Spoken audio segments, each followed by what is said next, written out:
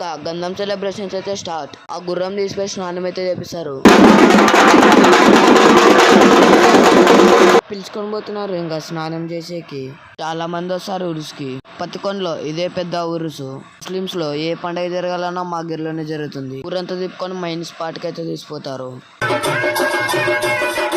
తేరు బజార్ లో ఆంజనేయ స్వామి గుడి కాడే నీళ్లు పోసేది. గుర్రం అయితే వస్తుంది. అందరు రెడీగా ఉన్నారు. ఎవరన్నా మొక్క ఏంటారు కదా, వాళ్ళే బిందెలతో నీళ్ళు అయితే పోస్తారు. చెప్పించేది అయిపోయింది. ఇంకా రెడీ చేస్తున్నారు గుర్రాన్ని. అలంకరిస్తున్నారు. మళ్ళా ఇంటికాడ పిలిచిపోతారు. ఇంటికాడ గంధం ఉంటది. గుర్రంని ముందుకే పోనీరు. పిల్లితో బాజాలతో అయితే ఊపి తెప్పిస్తారు. అల్లి ముజావారు చెప్పిన దానికైతే ముందు పంపిస్తున్నాము, లేకపోతే అసలు ముందుకే పంపిము.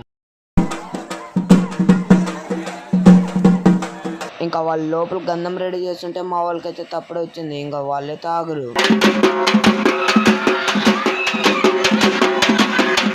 గంధం అంతా రెడీ చేసినారు. ఇంకా ఊరేగించేది ఊరంట.